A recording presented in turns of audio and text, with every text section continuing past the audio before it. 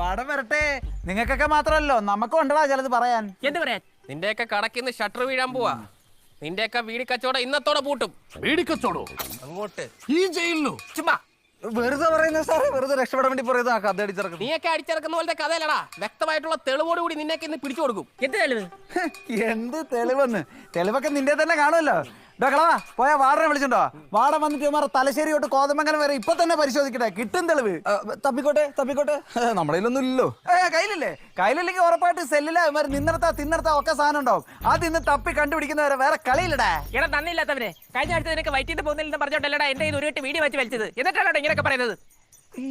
തിങ്കളാഴ്ച എവിടെ വെച്ച്? പ്ലാവിന്റെ അടിയിൽ.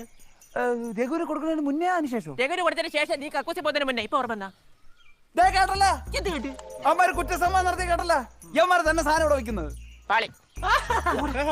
നിന്റെയൊക്കെ പ്രതിമ പൊട്ടി കേസാണോ അതോ നിന്റെയൊക്കെ വീടി കച്ചവടമാണോ ഇന്ന് പ്രശ്നമാകാൻ പോയത് നമുക്കിത് കാണാം. എനിക്ക് കിട്ടിയതിനേക്കാളും നാളെണ്ണം നിനക്കൊക്കെ കൂടുതൽ വേണ്ടത് മേടിച്ചെന്നില്ലെങ്കിൽ എന്നെ ഇങ്ങനെ വിളിച്ചു. നാളെ ഉണ്ടോടാ കൊച്ചു പിള്ളേരെ പോലെ കരഞ്ഞുകൊണ്ട് വാടന്റെ മുറിയിലേക്ക്? അത് തന്നെ. എടാ നീയൊക്കെ ഒരു ഗുണ്ടയാണോടാ? എടാ ആണെങ്കിൽ തല്ലി തീർക്കടാ.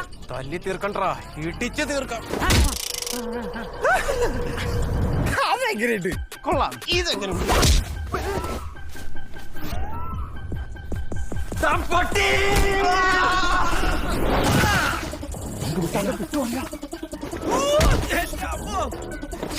വളരെ അടി. പൊള്ളി.